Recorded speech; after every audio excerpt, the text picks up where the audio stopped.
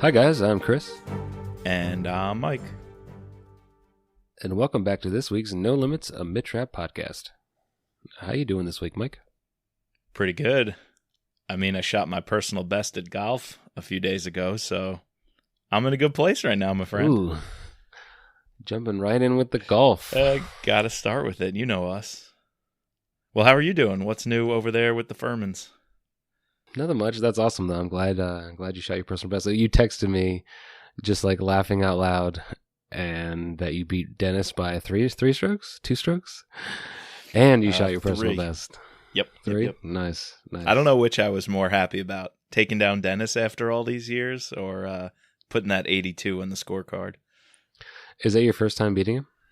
Yeah, first time ever. I mean, we've been playing since he was in high school, so 10 years maybe.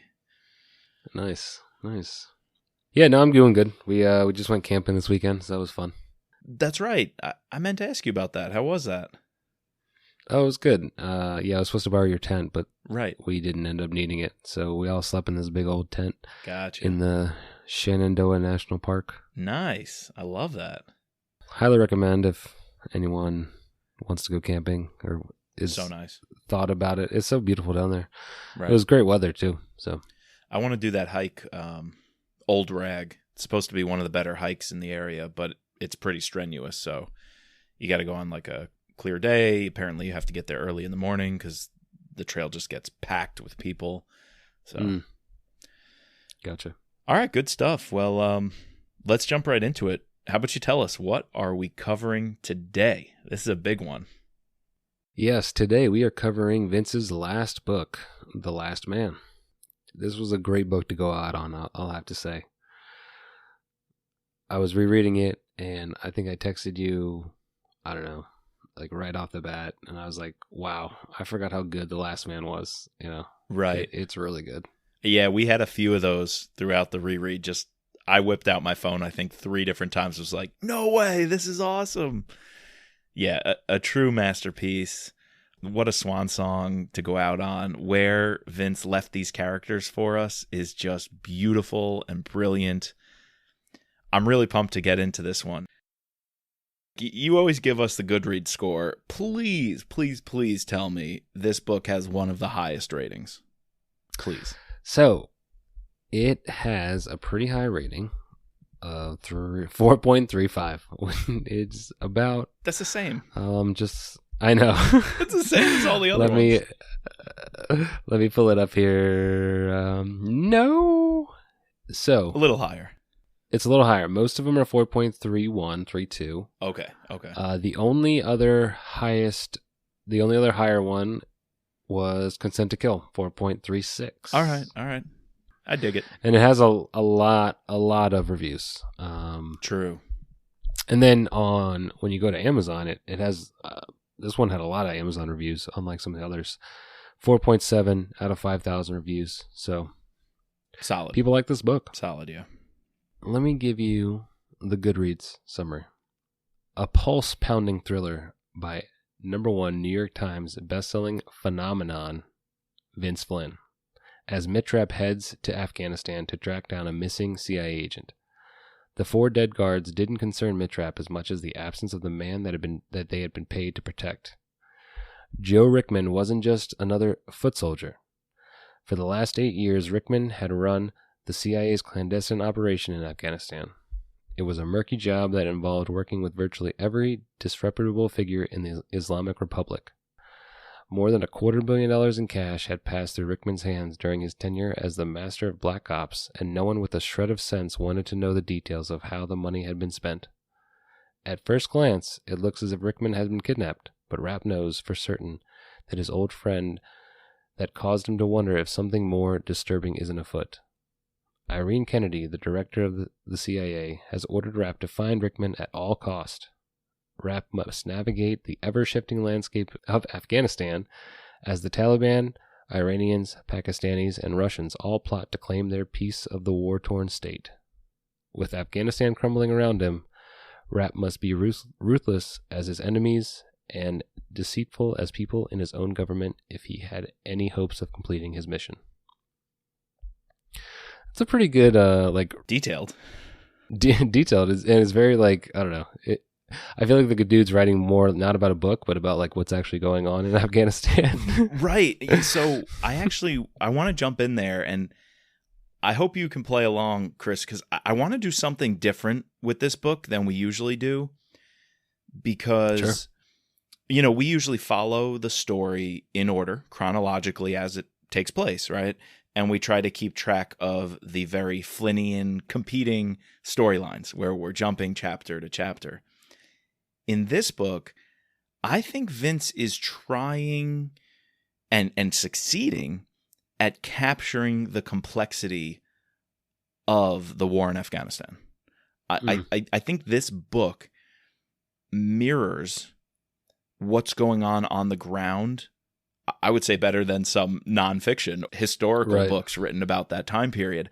I think Vince, through the storytelling and having myriad characters in different places, all centered around this one kidnapping, I think is showing just, I'll use the word again, the complexity of the situation. So I'm hoping today you and I can just kind of run down all the different characters and their roles in this. And I think what we'll see is, while there are many characters, and I'm not being a hypocrite here, I often critique not only Vince's books, but also Kyle's, as sometimes jumbling up too many characters. Particularly Vince. I think that's a critique I've had of his work, more so than Kyle, that he has so many characters. Yeah. But here, just like a kill shot. We just said it in kill shot. We just said in kill shot, exactly. But here, there might even be double the amount of characters as kill shot, exactly. And I appreciate it. And to me, it actually makes the book more realistic, and it's not hard to follow along because each of those characters represents something, our generation and older generations know is true. Like we lived through this time period. We saw that there were people at the State Department interfering with what our intelligence operatives needed to be successful. Right. Like, I think every character here is not an aside. I think they play a central role in building this universe that so closely relates to the real situation of the last 20 plus years, right? Since 9/11. And I think Vince does that masterfully. So I just want to do like a character study of each of the people in this book and what their role is around this kidnapping. Sure. Yeah, no, that's great. And I think, like, to your point, each character here has a reason to be there. Yep. And they're not just there to fill pages, they're actually there to fill a role.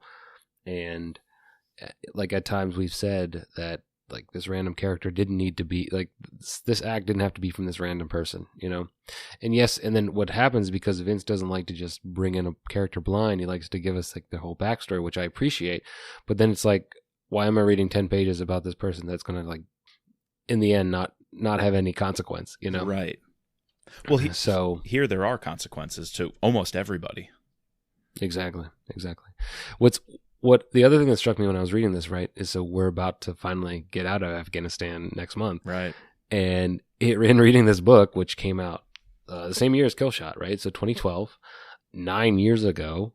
And in the book, they're talking about getting out. Like, It's eminently that, like, the whole reintegration program was to 2 years, and they're getting, I think Rap even says, like, yeah, like, they'll be out of here, soon. And no, they're not. And it was it really struck me, like, reading this, how at the time they thought they were getting out much quicker than what actually happened. Right. And I mean, let's start there then with someone who you might at first glance think, she's a minor character and doesn't come up all that often, yet she's the architect of this plan called the reintegration plan, and that's Ariana Vintner. She's this State Department, I guess you would say, an analyst, or she seems someone on the low level, but she has this idea of, as we pull out, let's train and hire and prepare the Afghanis to take the lead. And on paper, it sounds like a great idea. So the CIA and other agencies, including the embassy, are pouring millions of dollars into finding, recruiting locals who can lead the police force and the military and establish an Afghani government that's stable. The problem is this money is being used a little too loosely and also too politically, motivated. So the politicians who want this reintegration program to succeed at all costs just want to see action. They just want to see steps being taken. They just need data to say this is working, without realizing the operators on the ground might be giving that money to the Taliban themselves, right? They might be reinforcing Taliban commanders like this guy Zahir, who are now leading the police force. And they're playing us. They're getting our money, and they're also spreading extremism and terrorism. Exactly. Yeah, but on the home front, the politicians and this Ariana Vintner State Department character, she's fine with that because it just looks like her program's working. Yes. And I thought her relationship with the colonel, who he says he's about to become thinks he's about to become a general, their relationship was interesting, and how he sort of wanted to go along with her, and he knew that riding her coattails would help him succeed. And you can see there's these political jockeying of people, and you could see how that would be prevalent in both the military and in the State Department. He's also no dummy, though. He knows not to mess with rap. So he at least has some brains there. But yeah, so she was never brought up again. We never met her again. No, she brought up maybe once. Right. So we have this scene where they're talking, right? The colonel and her are talking. And then we have the scene where she tries to, chew out rap, but rap, forcefully comes back at her, which was a great scene. Yep. But then she's never really mentioned again. Yep. So. And that scene, though, I love it because this is one of the last times Vince gets to write a scene of rap in one of these boardrooms, these conference rooms, right? Going head to head with a bureaucrat, and he delivers here. I think rap, well, she's acting all like, I'm the boss of this meeting. The president tapped me, which, by the way, I'm a little surprised President Alexander gave her such reign, or whoever the Secretary of State in his cabinet gave her so much authority over this program. But she's trying to throw her weight around. So in the meeting, Rap just raises his hand and waits to get called on, like she's a school marm or something. And then as soon as she calls on him, Rap calls her an imbecile and stupid. Well, yeah, because she asked him at the very beginning, do you think I'm stupid? And do you he's think like, I'm stupid? Oh, I don't know you well enough. You have to talk. So you have to talk more. And then she starts talking more, and then he's like, I have the answer to your question, ma'am. Yes. You are stupid. Yes. That's it. Oh, that's it. And then he goes a step further, and he sees her wedding ring, but this is Rap with his situational awareness. And he picks up. She's awfully close to this colonel dude who's kind of like her foot, soldier, her lackey. And he calls her out right there and says, I guess you don't like your husband. You're probably having an affair with Mr. Colonel over here. And Vintner just turns just red. She's just embarrassed. But Rap nails it. He calls her out, and people like that need to be put in check. Yes, they do. Yeah. But let's go back a little bit, because why were they in that meeting in the first place? Right. Okay, so you mentioned this is a Zahir guy, right? So I guess the whole book is based off of a top-level CIA official getting taken, the guy by the name of Joe Rickman, who we're going to get into Rickman in a little bit. His character, a great character by Vince, and a character that we're going to see carried over posthumously into the next book. Will haunt Mitch from the grave, right? But so Mitch is over in Afghanistan in order to, he's tasked to now find Rickman. It's almost like this 48 hours. When I was reading the first half of the book, I couldn't help but think that it was, Detective Rap. We're seeing Detective Rap. We're seeing an episode of CSI Miami, yes. CSI Afghanistan, Yes. He's like, we have 48 hours to, if we can't get him back in 48 hours, we're fucked. He spills the beans. Exactly. And they think about, I don't know if it's referenced earlier, if it's referenced later with like Bill Buckley. Like, Yep.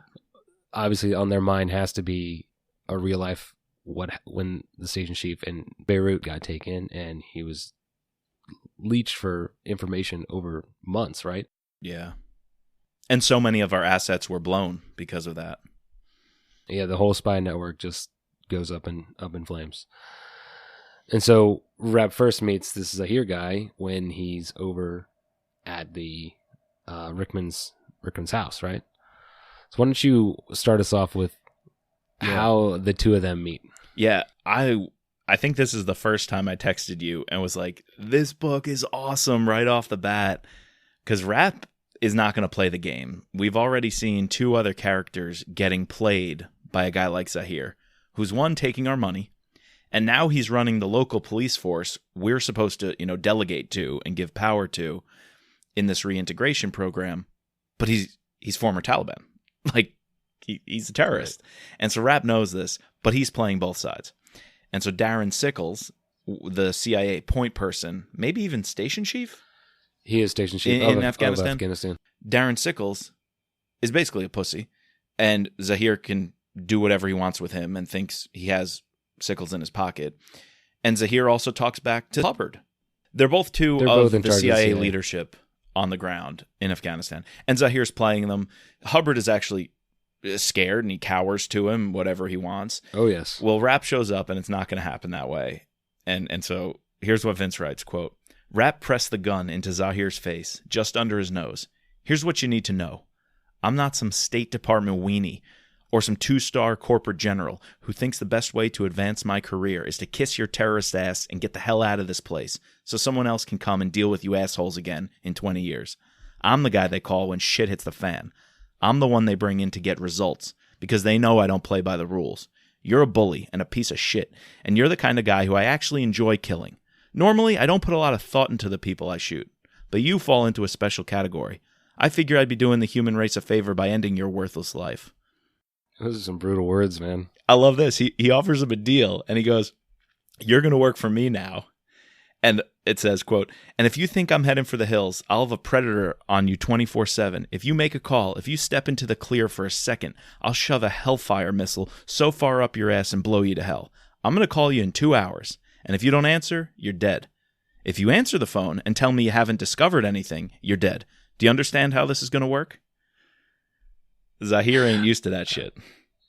I love how he keeps on asking, like, is there money involved? Like, he and he's like, you're not getting this through your thick skull. I am not offering you money. I am offering you your life. Yeah. Either you do this or you die. Or you die. What really struck me in this scene was, you could read that and I would almost think that Stan Hurley is saying it. Right, not Mitch Rapp. This book sort of, you see this transition of Rapp becoming more Hurley-esque. Even so far as, like, at the very end, he straight up quotes. Yep. Uses a phrase of Stan Hurley's that Hurley says earlier in the book, right? Can't wait to get to that. And I couldn't help but think that Vince is trying here to really show how much Hurley has shaped Rap and how Rap works. I don't know. I've never just been blatantly hit in the face with something that Rap's done that reminded me of Stan like this. Yep. So you nailed that one. I 100% agree, and I hadn't thought of it. And coming off of Kill Shot, it's even more prescient because we were talking maybe about... it's because, like, it's in my mind because of Kill Shot. But that's why I love going in publication order, because Vince was writing these in the same year. And they were published the same year. Exactly. And I think you would miss that subtlety and that deeper analysis if you didn't know Kill Shot and this one were written so closely. That is awesome. I love hearing that. Yeah, cool scene. Cool scene at the house. You can definitely feel, I mean, it's just of a piece between the motives from American Assassin to Kill Shot and then to here. Very different than going from Pursuit of Honor to here, Oh, extraordinarily different. Exactly. Yep. So something else happens at this house. Like you said, the reason Zahir and Rap end up together at this house is he's investigating Rickman's kidnapping, which is really nice to meet another character, Sidney Hayek, who is a CIA, would you call her analyst, I guess, but she's formerly FBI. Operative. So she's an operative. So she's really good at data collection and evidence collection. And she's also pretty smart with the technology. So maybe we have a Marcus Demond match somewhere down the road. That's all I was thinking when we met her. Although I like the scene where Rap wakes up and thinks that, wait, am I dating this chick? Have we slept together? And she plays along, says, yes, we have. Yeah. No, she's obviously, an investigator. The CIA brought her over because she's good at what she does. She even catches herself a couple times where I need to stop thinking like a G-man and more like a CIA operative, right? Right. But yeah, she's there to put pieces together and figure out things. So I would say like a hybrid field analyst. I don't know. I think you're right. And her and Rap at pretty much the exact same time start realizing something's funny where the blood stains are and the blood patterns. Because it's like, wait, these 3 bodyguards got taken out one shot, center of the head, like I would do it. But then this guy upstairs was a bloodbath, blood all over the hallway in weird spots. With a big old gun. Yeah, with a different caliber gun. And then, wait a minute. If he was all bloodied and he was trying to break into the safe, because the safe was open and the documents were all cleared out, very sensitive classified information, wouldn't you have blood all over the safe and the wall near it is showing evidence of a struggle? And Rap's like, Rickman was one of our best. He wouldn't have opened that safe without a struggle. You would see evidence of his blood. They would have had to force it. But the safe was clean. And then one other thing she picks up on later on, that kind of evidence collection, is with the camera. And that's going to make a big difference when she's investigating where Rickman was taken. Other people are like, oh, this camera doesn't have a memory card. It's useless. Well, she knows the internal flash storage might still mirror some of the data, and her people can get it. And she's willing to take that before the FBI gets in. So Sydney is, she's pretty good at what she does, and a good partner for Rap, Marcus, and Irene to have on their side. Yeah, and she even begins to, I don't know if, so she tells Rap what caliber is that kills the guy upstairs, right? Yep. And Rap knows the sort of gun that Rickman liked to use, and that happens to be the same caliber. And so at the very beginning, Rap is building this, he knows that something's not right here. And it might look like Rickman got taken, but he doesn't think that he got taken. He think, and someone also cut the security, they got past this top-notch security. Right. The guards didn't know the codes, so something doesn't smell right. There's another scene with Hayek when we get involved with Joel Wilson. They have this weird relationship, and she's actually the reason why she left the FBI. And so I think maybe Irene brought her into the fold because of everything that happened with that piece of shit Joel Wilson. I don't know. I wish we got to see more of her. I don't remember her coming up again in other books. Yeah, I was trying to place her, and I don't think she does. Maybe Survivor, most likely, because that's part 2 of this story. We'll see. Yeah, we'll see. We'll have to keep that in mind. I really liked her, so I hope, because I've forgotten some of Kyle's middle books, like Order to Kill and Enemy of the State. So I'm hoping she might have a mention in there. All right, well, we've talked about him a couple times now. I think we should just go right into Joe Rickman. What do you think? Yeah. So he is supposed to be this mastermind. I think Doc Lewis even says that he has 210 IQ, which Mitch and Stan, who are both intelligent people, you put their 2 IQs together and it might equal that. This guy knows where money's going, and I think later on, Mitch thinks back on some times when he met Rickman, trying to think about why he would potentially come up with such a plan that he does.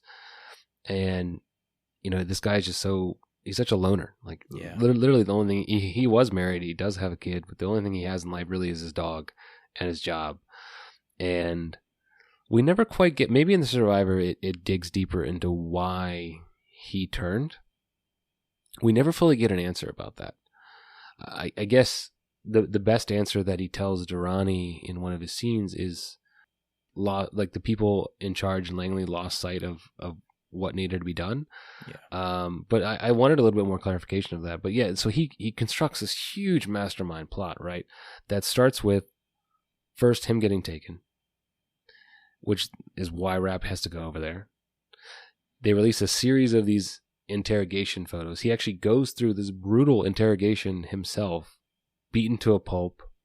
And so when you're reading this, you know, the first time you're reading this, you actually think that Rickman is taken, right? Know?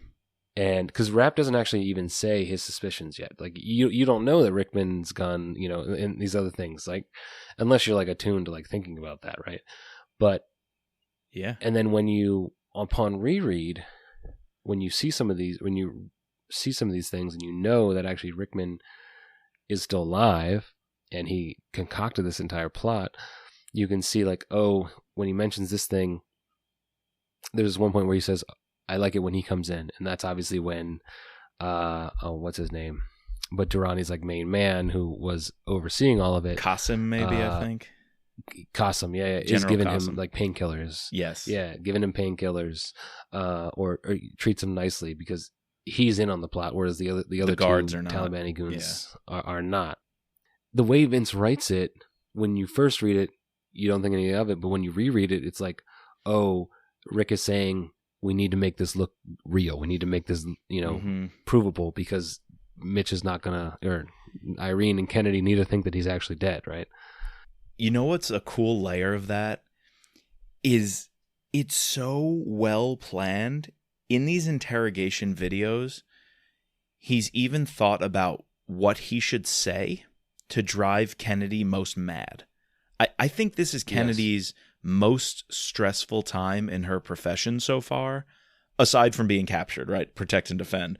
Yes, but exactly. Aside from being physically harmed, I think this is the most emotional stress Kennedy's been under. It's a little nugget that Rickman drops into one of these interrogation videos as he's being beaten. He's giving up names left and right, some of them true, some of them fake, to make it look like what a real agent would do. Because Kennedy knows when you're taken, you in your mind are thinking, I'm going to give them some false information, some real information to screw them up. And Rickman's doing that to make it look even more believable. And at one point, to scare Kennedy thinking that he's cracking, he says Sitting Bull. And I thought it was so cool. Yeah. And I would love a spin-off story of Sitting Bull, because it's like one line that says it was the code word for one of their highest placed assets in the Russian government. Right. And there's no way Rickman knew who that person was, but like just by saying the code name, like would send shockwaves everywhere. Right. Or maybe it was that Rickman wasn't even supposed to know about the Sitting Bull operation. And the fact that he said it shows to Kennedy there's more shit in his brain than they even thought there was, which he might give up. Yes. So that's going to kick Kennedy into gear of really freaking out and really hoping they can get some leads on this guy. I thought little details like that were super cool. And another one of Rickman's backstory to flesh him out more, because I was kind of wondering, why haven't we seen him? Like if Rap and he have operated. But we get a little story. Like you said, Rap and he, I think were in, I forget where they were, but they were on an op. And he said Rickman started talking about his kid and his wife randomly, and kind of looked like he had some screws loose. Like he wasn't totally drunk, put together. It was the one time he saw him operationally, get drunk. And then another detail, he was one of the first guys on the ground when we went into Afghanistan, and he would ride around on horseback with the locals, giving out money, seeing who's on our side, pretty much organizing the Northern Alliance. And I've read about that. These like 40, 50-year-old guys who were out of the game or close to getting out of the game, yet they were the first ones to go in. A lot of these CIA guys were on the ground in the local villages days after 9/11, just ready to kind of make alliances, see who's on our side, get a network going, turn the locals, against the Taliban. And that was Rickman. I love that scene. He's on horseback in full, Afghani garb, riding around with the locals, like trying to sort out who's Taliban, who's not. It's just super cool. No, he's a cool character, and it is unfortunate, like we've never seen him before, and then like that makes his turn.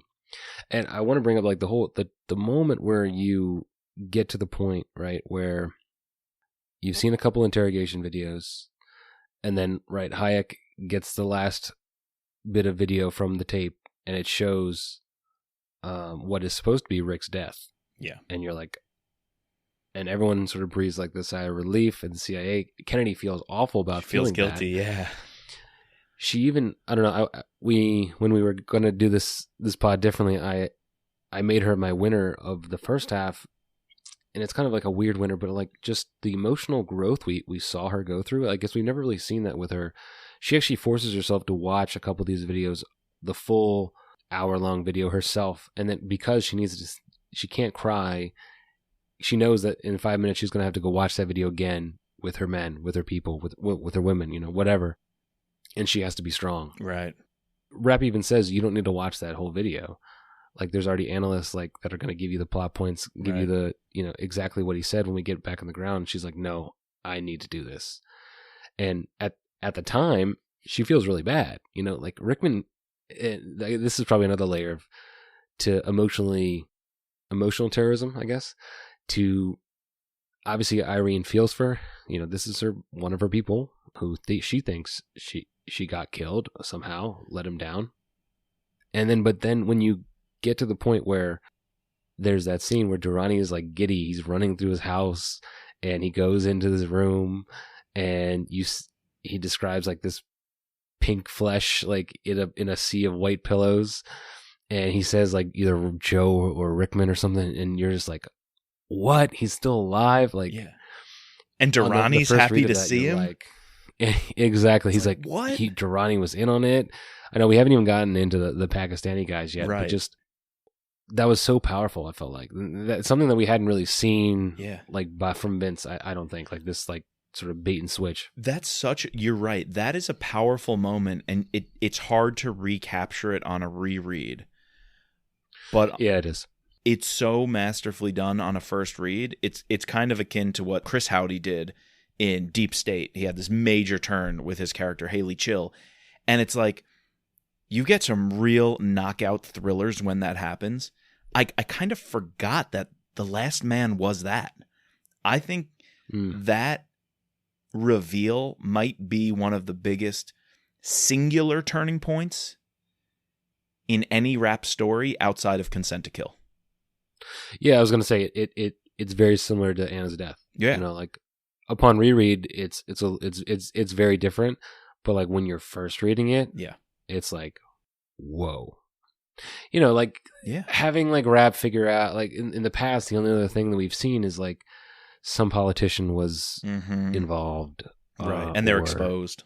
But that's something different than, all right, this is one, obviously Rap's wife dying, and two, someone that was supposed to be working with Irene and with Mitch, and obviously they seem to care about him a little bit because they're trying to get him back. Well, they care about their network of spies, but they need to get him back. Yeah, and it seems like Mitch is not stopping at anything in order to try to do that. Right. So it was that really hit hard for me. It's so true, and that is. Or the complexity. It's like a Snape killed Dumbledore moment. It absolutely. I 100% agree with you. Spoiler alert. Like right. We are not the No Limits, the Harry Potter podcast. There's way too many of those. Right. A dime a dozen. There's only one Mitch Rap podcast.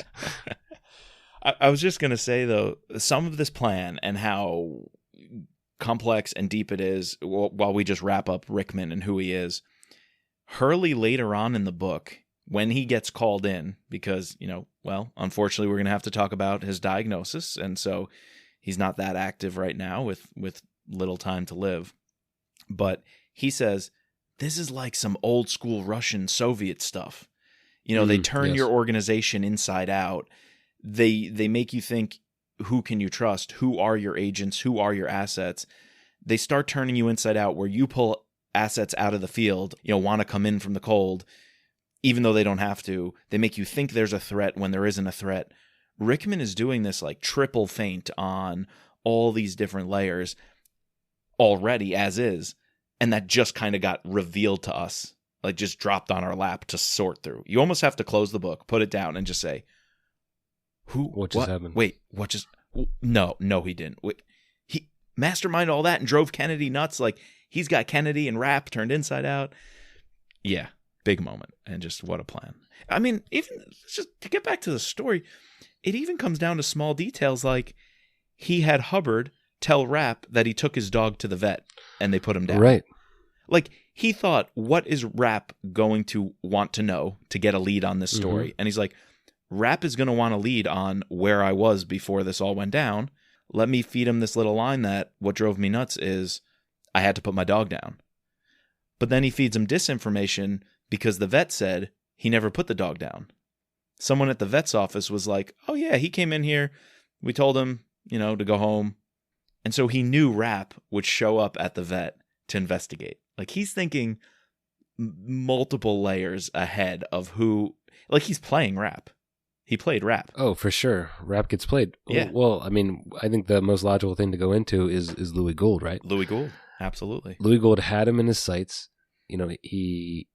So that's the other thing, right? You're reading this book, and if he's just called the assassin. Right. If you know Mitch Rapp and you've read the other books, a couple of the lines that Vince put in, you clearly are like, oh, this is Louis Gould. Right. But like, if you don't, or if you're not as attuned as us, when you get that drop of like, oh shit, this is Louis Gould, or oh, I killed his wife. As soon as he says when I killed his wife, you're like, oh, that's Louis Gould. The assassin is Louis Gould. What? Yeah, but you can pick up on it. You're so right. There's little lines like he hired this assassin because he knew he's in the game for the highest kills. He knew he wouldn't turn down the contract because he's an egomaniac who wants to kill the best. He wants to hunt the hunters. And like, you could read that line and be like, wait, we met somebody like that. Louis. And he's like, he had almost got out of the game 4 years ago, but he had to get back in. Right. Even though his wife didn't like it. There were little hints like exactly. that. Exactly. Very little hints. Yeah. And then it builds up slowly. And then when he first sees his target, he's like, he knows that man, like he's, $1 million is not enough because he's taking a contract to kill that exact same guy for way more money, and then you're like, oh, okay, finally, it's like beating you over the head. This is Louis Gould. Yep, that's a pretty cool drop, and that drop is in the midst of perhaps the best action scene. Actually, I'm going to say it, the best action scene of this book. Yeah, I guess we get a little action at the very end, but but it's very cool. And here, it's so cool that Scott Coleman's brought in. We lose someone else. Another major turning point. We lose Mick Reavers in this fight. We do lose Mick Reavers. And here's the other crazy thing. All of this only happens because Louis Gould ends up saving the day. He does. It's this dichotomy of Louis Gould takes the contract. He puts himself in the mental space of, I'm ready to take the shot. I'm going to close a chapter of my life that's been really difficult ever since Rap let him go, right? Rap essentially gave him his life. Louis Gould's ready to take the shot, but he notices watchers on both ends of the street, and he knows he's a loose end. The people who hired him, who have been very secretive, don't want loose ends.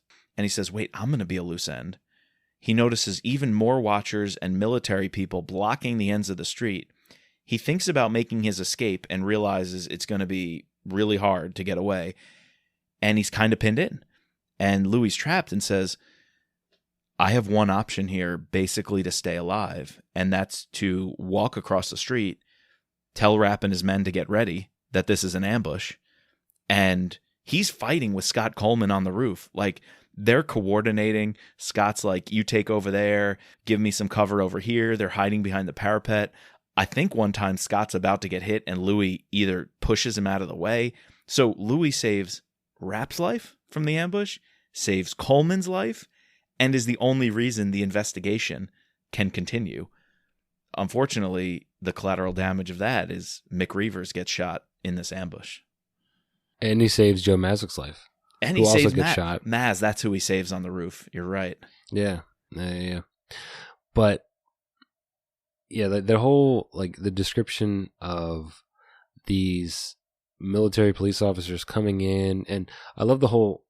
I never heard that before, but the blue on green, like the fighting of blue on green, and how it got very quiet, and then Mitch is taking people out, and then he knows that they're about to storm it, so he brings down these oxygen tanks, and then he ultimately, I mean, that's what causes him to go in the hospital. He explodes one of these tanks, and then I imagine him like flying back into a wall, holding like this Corian like countertop to protect him from bullets. And then Scott has to like drag him up the ladder. He doesn't even know where he is. He's probably like seeing little birdies going around his head. Yeah, but Louis does his part. He takes out the guys, but the thing is he thinks he's doing it to save Rap's life, but he's actually doing it, like you said, to save his own life. Yeah. Yeah, he knows even if he kills Rap, he's going to have his boss who gave him the contract hunting him, and he knows they're good. He knows they're professionals. By closing the loop with Rap, he's just opening another one he's going to have to look over his shoulder for. So it's in his best interest to team up with Rap and hope Rap will give him a third chance, because he already got a second chance from Rap. I think this is Rickman's biggest mistake of his plan. Bringing in Louis. I think he was banking. He was banking on the fact that Durrani, getting in bed with Durrani. Maybe, but he had countermeasures for Durrani Against Durrani. Like, that's true. Because Durrani was scared, right? As soon as he said that if I don't, essentially if I don't check in with this lawyer by this date, he's going to start releasing information that you were involved and that you killed me. He had an insurance policy. And then he had an insurance policy. Wouldn't stop Durrani from killing him, but Rickman needed a way to get out. Yeah. He didn't have one with Louis. He should have had an assassin to kill the assassin. But I just think bringing in someone with that much baggage of Rap, you don't know what he's going to do. It's true. Obviously, Rap spared his Rickman had to have known that Rap spared his life. Oh no, Rickman I think was trying to exploit that by bringing in Louis, giving Louis the incentive to want to kill Rap so he won't have him on his conscience ever again. And also, it will rub the wounds into the CIA even more. If there is a photo of Louis or evidence gets out that it was Louis, it just again seems like a failure of intelligence where they had this guy, right? Like Rap had him dead to rights. I think it would just be another way to twist them out of shape. So I think bringing in Louis could have been this like icing on the top of completely upending the CIA and making them. I think Rickman's ultimate goal, if we want to get there, because there is this Joel Wilson and Senator Ferris and all this, I think he wants a reorg of the CIA and our intelligence priorities. I do think his long game is he wants America to be shaken up so much and our intelligence apparatus so overhauled for the good of our protection and for ultimately that we grow. But he's going about it in this freaking insane complex plan. I think bringing Louis Gould in, and here's another maybe why it was a mistake. Hurley says, don't make it personal. And I think exactly Rickman wanted to bring in Louis Gould to show Kennedy, Rap, and the establishment that this is personal. Yeah, yes, I think he was thinking all those things you said, and that he thought he knew what Louis was going to do. True. But I think by making it personal, you take that, expectation out of it. Like, true. Because it's so personal, you don't know what Louis is going to do, right? True. Exactly what he did. As soon as he saw Mitch in the crosshairs, he could have taken him out as soon as he saw him. But it's that X factor. Yeah, I don't know.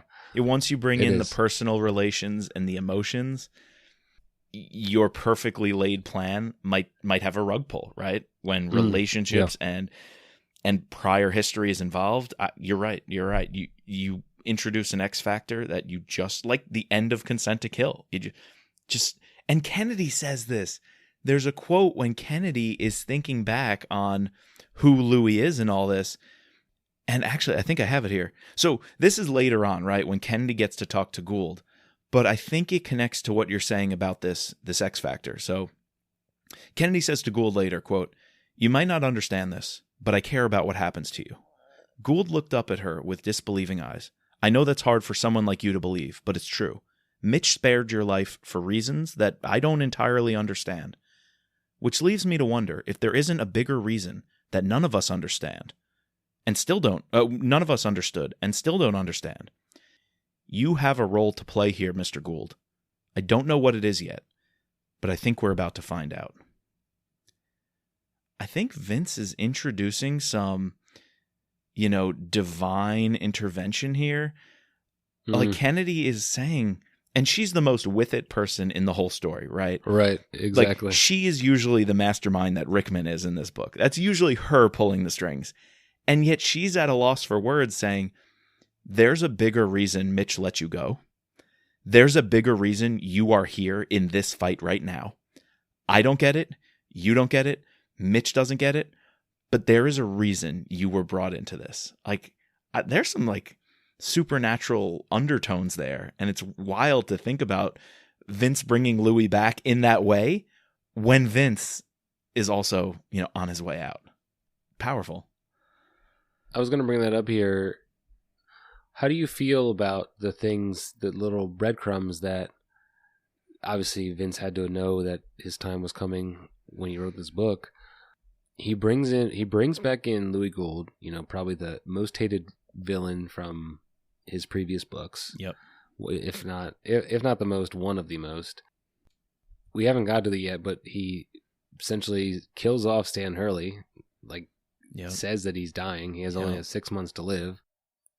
And then there's this other thing that I wanted to bring up where, so after Mitch, this fight scene, right? Or this fighting scene at the vet, Mitch has to go in the hospital, and he has a memory loss, and we see a side of Mitch that we've never seen before, and it's very interesting how it felt to me like a reset for Mitch, because after Anna, he goes into this very dark, bleak hole, and he's slowly been coming out of this hole, but he's also been he even says to Doc Lewis later on in the book that he was very short with people. He something changed after Anna's death, and he's worried. He's like, I was like that, and I want to. I don't know if this is even the case, but just this ability to sort of change. I was thinking of a theme, and I was like, the tale of two raps. We see a very different. I mean, he's still the same rap, but just there's little things, little nuances with his personality that change after that coma or after that memory loss. Not a coma, but I guess a little bit. But after the incident, right, where he has this memory loss, and maybe does that allow Kyle then to shape his personality in the way that he wants to? Because obviously Kyle has done that. Kyle is, as Mitch is funnier. Mitch has doesn't crack these. I guess Mitch was always had some sense of humor, but holy cow, Kyle gives him way more of a sense of humor. I don't know. I'm probably stretching at straws here, but I don't. That's incredible. A lot of this book, he uses this book to almost pass the torch in so many other ways, but I hadn't thought of that one. One loose end of this book I was trying to wrap up and maybe almost was going to be one of my losers at the end was the concussion and Rapp losing a lot of his memory. And then I'm like, does he gain back his memory too quickly? Because a few chapters later, he seems to be with it. But there are some, lighthearted, jovial exchanges, like Sidney Hayek lying and saying, we sleep together, when she's there at the hospital bed. And he's like, really? Oh, well, can we still do that, even though you were joking? That's a funny-ass rap. I think you are right that Vince is maybe bequeathing this new rap as a fresh slate, a blank slate, to the torchbearer. That is really deep. Or even if he didn't want to pass it on to someone else, maybe he himself wanted to start to write Mitch differently, True. Because obviously he had the plan to write the next book.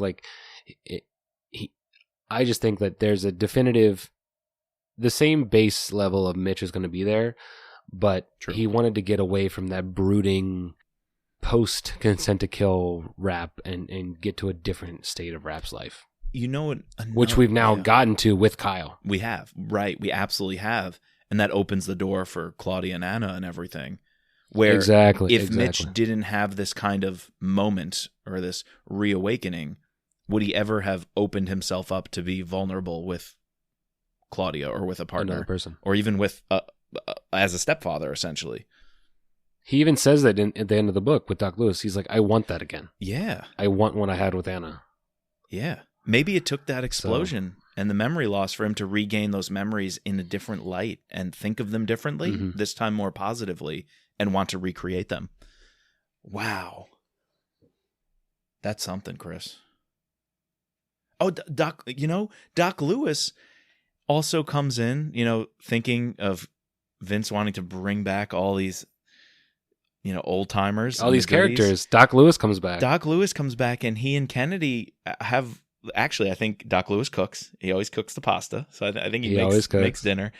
And they're helping Rapp piece together his memories and get him through it. Even Greta's brought up at one point. And Rapp says, oh, yes, I wanted to bring this up. Yeah, they're like, do you remember anything from that time period, after your training? What do you think about Switzerland? And Rapp's like, Switzerland. I think I know some people there. And they try to pry. Ohlmeyer. Like, do you remember, the Ohlmeyer clan? He's like, yes.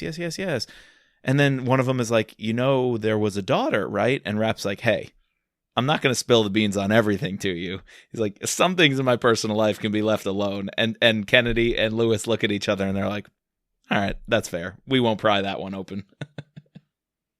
So that's the little bit of closure we get on Greta. That's the closure essentially on Greta. Never getting the third book, never, seeing how that plays out. That's Vince like tying it up a little bit. But it proves what we talked about in Killshot, that something must happen on such a deep level. Rapp wants to protect her at all costs by never having her and Kennedy and the CIA crew intertwined with her life. And so Rapp just shuts it down and says, nope, you, the CIA, and all this, and the American government and our problems do not get entwined with that personal part of my life. Leave it alone. And they quarter it. They just section it off and say, that's a border we won't cross. I like the line where Rapp's like, he's like staring at the bar. I was like, can one of you remind me what I like to drink? And I wanted him to say Booker's, because the very first book he says his favorite thing is Booker's, but now he's into vodka. Like, he's been into vodka for a while now. Dude, we get an even better nugget, though. I would have liked the Booker's reference. Yep, that is his first drink in Transfer Power. The nice tequila when he's drinking margaritas, when he's drinking eating Mexican. Right. But he lists a bunch of stuff. He's like, I like the tequila and margarita when I'm in Mexico. I got sick on Campari once. And then hold on. I think it was someone else says, you got sick on Campari once. And then he goes, that was Stan's fault. And then, oh no, hold on. Here's the quote. This drinking scene. Oh, I love it. Kennedy didn't know, but had heard something about Rapp not holding his liquor.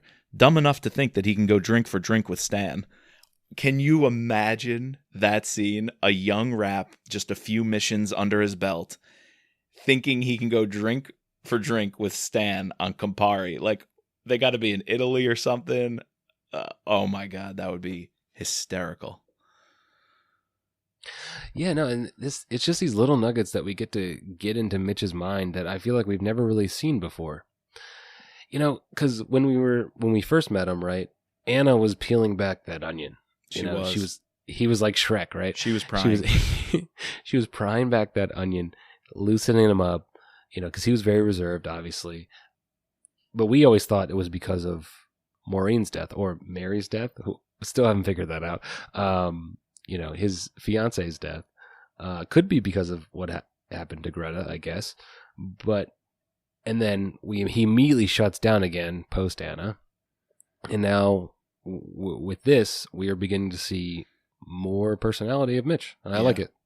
It's almost like with Maureen's death, Anna does play a role in helping him get out of that, almost some semblance of a normal life. Then Consent to Kill happens. Mm-hmm. And pretty much from Consent to Kill until now, The Last Man, Mitch is a brooding, kind of sour, really hasn't moved on all that much. No. And this is the moment where he's finally moving on. And that chapter might be the longest in the book, chapter 46. And that might be purposeful to give us some time with Doc Lewis and Kennedy and Rapp and Hurley. And they're talking about the drinking games. it almost seems like that scene is, it's like the going away party, if you will. You know, like Vince is kind of just trying to savor time with these characters together. And actually, that is the chapter of the book, I would say, which is most relaxed, where every other chapter is layer on layer of complexity and problems and backstabbing and what Rickman's doing and the FBI guy, which we haven't even talked about yet, and the Pakistanis. And this is just where we can slow down with the people we love. And Hurley being there, he even offers a toast. You know, he's been told he has 6 months to live with the cancer diagnosis. They're all sitting around. They have a safe house. Did you hear this? In Rappahannock County? That's actually where you were camping. Yes. All this is taking place right where you were camping, and I was golfing this past weekend right next to the Shenandoah. I couldn't believe that the safe house, they say, is an hour northwest of Dulles out towards the Shenandoah. So pretty cool. And this run by some retired CIA couple. I want to be that retired CIA couple. Taking care of a safe house. I might yeah, that's right. That was kind of cool. I might tear up here though, because I got to read the toast that Hurley offers to the group. And I think since Consent to Kill, this is the most emotional moment I've had reading a rap book. So, quote, "I've had an amazing life, no regrets, at least none that I'm going to tell this group.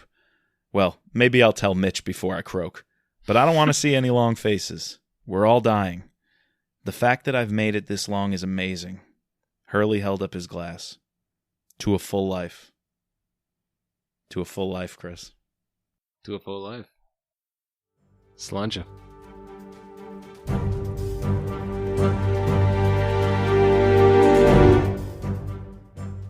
All right, we have to thank our patrons, including our special operator, Sherry F., our special agents, George, Matt, Dawn, Dennis, Peggy, Catherine, Ray, Bridget, Jeff, and Mark.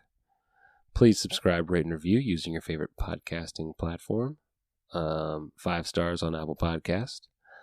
You can find us online at mitrappod.com or using our Twitter or Instagram, which hasn't been active for a while, but I'm going to get back on that this week, at mitrappod. And as always, just let Mitch be Mitch.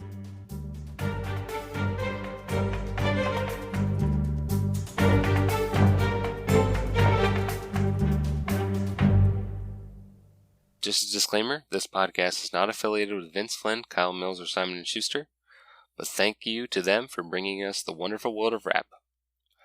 And the music soundtrack is Guerrilla Tactics by Raphael Crooks.